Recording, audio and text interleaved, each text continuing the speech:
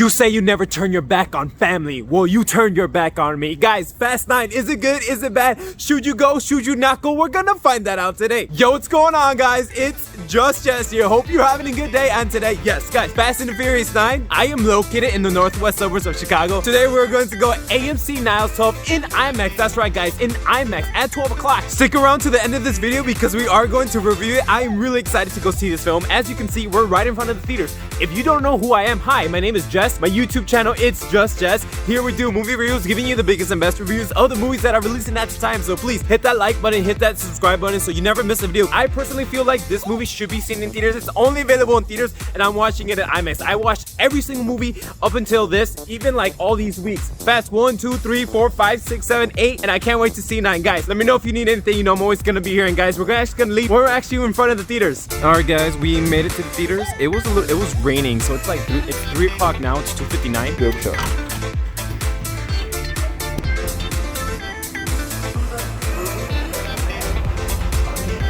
Alright guys, let's talk about the movie. So we got Fast and the Furious 9. If you haven't seen any other the Fast and Furious movies, basically they're over-the-top action racing, not kind of racing anymore. They actually don't do that in a while. It's all about family, familia. Guys, family, Fast 1 through 9. You should probably see it if you see this movie. But anyway, let's talk about the movie. So we got the whole cast of returning characters here. We got Mia, we got Han, we got Letty, we got Ramsey, we got Tej, we got Roman, we got the enemies such as Cypher again. We also got Jacob, played by John Cena, which is John's brother. And for some reason, they didn't talk about it in the other movies. And we still have Brian in this movie. Yes, not the son from Dom's character from Fate of the Furious. We got Brian Earl Spilsner, or Brian O'Connor, not played by Paul Walker, even though he died. He's still relevant in the story, and we'll talk about that more in the details. Alright, so let's start with the opening scene. The opening to Fast 9 is an amazing backstory to Dom's dad and Jacob's past in that backstory. We all know up until this point that Dom's father died in some accident. He was a drive racer. We didn't see how he did it. All we know from Fast 5. Remember when Hobbs was like, "You beat a man half to death with a socket wrench." And we see that. We don't see him beating the guy up, but we see the thing. And it's crazy because in the beginning, you see his father die from being this elite racer from, like, I don't want to say NASCAR, but it's professional race. So we actually get to see the backstory between him and Jacob, and the story progresses like this. So it's dialogue, backstory, action, dialogue, backstory, action, which is a nice flow to the movie because I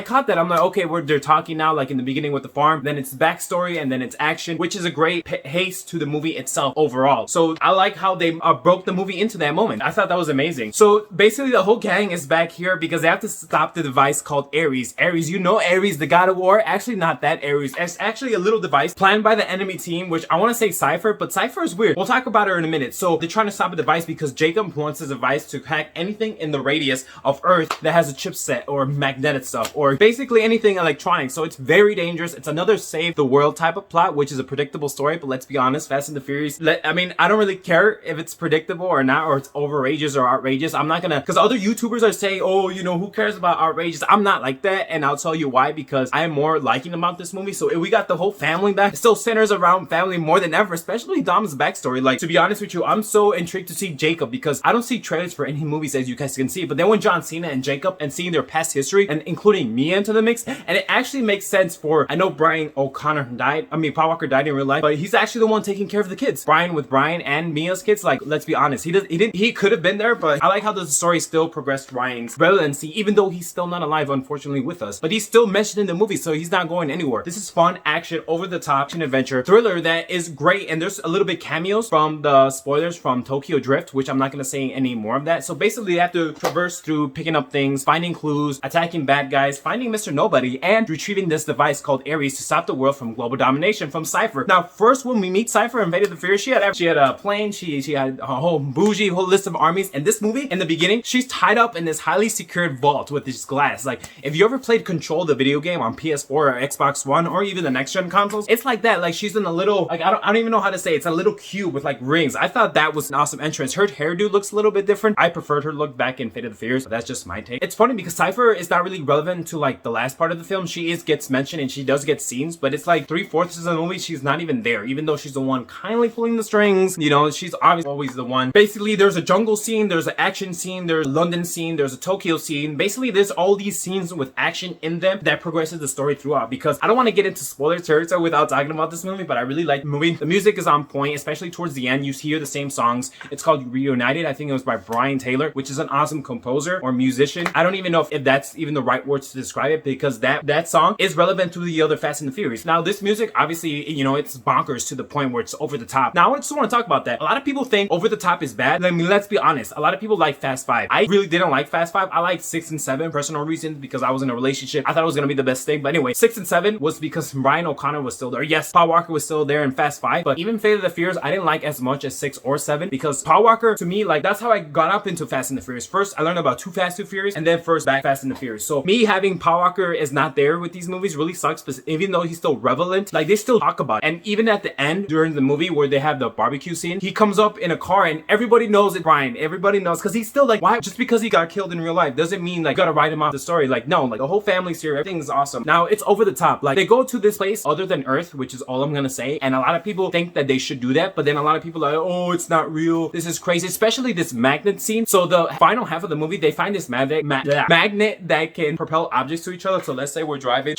and then like it comes to you like anything, like, and I thought that was cool. I just want to talk about this. I don't care if a lot of people don't like over the top. I like over the top. We need over the top. I think 2020, we're all basically in our houses. We obviously need good movies. Like, you don't think in 50 years or 100 years this can be possible? Like, remember like 10 years ago or 50 years ago, like some technologies couldn't exist. Like, don't tell me in the future this can't exist, because a lot of people are just, I'm sorry, I'm not trying to be mean, but it's like, who cares if it's over the top? It's fun, it's action, it's adventurous, it's all about family and the dialogue between these characters that precede the story within it. Like, I like that. Do you like that or no? Like, I'm so sorry. It doesn't have to be real life right now. We don't know what it is, could be later. I mean, we all play Cyberpunk, Call of Duty, Battlefield. Like, why does it matter if it's not real life right now? Just because in the future when we're dead, like, don't you think it might be real life one day? Like, I'm just like, and I know a lot of YouTubers are like, oh, I can't believe like he's saying that. I'm taking a stance. It's like, I want this. I want like over the top action adventure nitrous. Like, things don't have to be reality. Like, and I think that's why a lot of people like Fast and Furious, including me. Like, who cares about reality? Like, these cars are meant to do crazy things in the world of Fast and Furious. Like, maybe in the future things could be real. Like, that's what I'm trying to say. Like, just because now it's not real doesn't mean it can't be later on. Like, 20 years ago, we didn't even have a smartphone to record a camera. Like, 20 years ago, we barely had an S3. I got an S3 in high school. Like, think about that. Think about how much far we've come, and you guys don't think that this can be possible one day. Like, it just boggles my mind. Like, maybe not all of it, but at least some of it. Like, let's be honest. Like, come on. Why does it have to be real? I don't know. I'm sorry to like rant on that, but it's just like, who cares? Like, it's like comfort food. Like, everyone likes Fast and the Furious for over the top, and like sometimes people are like, they should stop because of Paul Walker died. Like, I get where they're saying that, but at the same time, do you really think Paul Walker up in heaven is gonna think, oh, they should just stop making the series? Like, maybe he would be like, yeah, going and still talk about me. Like, why would they? It's just, I'm sorry. I'm really sorry to like rant on this, but it just pisses me off because I see a lot of people, they should just stop. It's not even about racing anymore. Okay, but who cares? I mean, that's why we have Forza. That's why we have Gran Turismo. Like, that's why we have Need for Speed. Like, yes, I get it that the beginning of fundamentals of this whole Fast and the Furious was racing, but do you really think they're gonna be racing in every single movie? Like, they obviously have to grow, reborn, expand to new horizons. Like, yes, I get it that racing was a fundamental thing about Fast and the Furious, but I do like this where they go on like over the top action sequences, things that cars can't do right now. Nitruses, especially that magnet scene, like, to me, I loved it. And especially Han that's coming back. People think, oh, but just watch the movie and then we'll talk, because there is actually a reason why they did all this. Like, you know, by the way, no Hobbs or Shaw, even though stick around to the end credits, because there is a mid-credit scene. I stuck away to the end. There's nothing at the end, but there's something in the middle, but there's no Hobbs and Shaw. This has ramificating implications to the next future installments, like Fast 10 or the Hobbs and Shaw 2. Like, even though they're not in this movie, like, they're still gonna be there. And let's talk about Jacob for a second. I can see why they didn't talk about Jacob or Dom's brother throughout the whole rest of the movie, because once you see this movie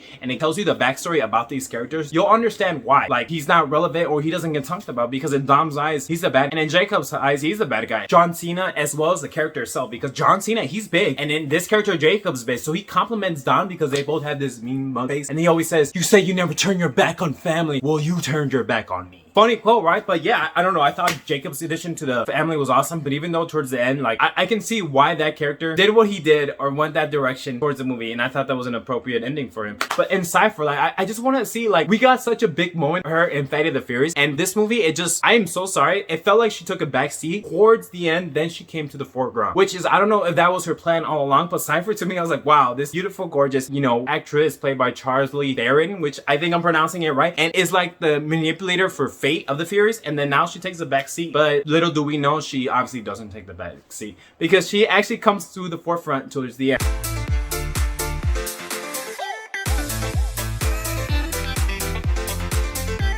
Alright guys, that's gonna be everything for me today. Hope you have a great day, and let me know if you ever need anything. And if you haven't already, please subscribe, because it will help the channel out so I can have this full time for YouTube and then give you way more videos and deep dive discussions and video topics about movies that are releasing at the time. So please hit that like button, hit that subscribe, and alright guys, take care.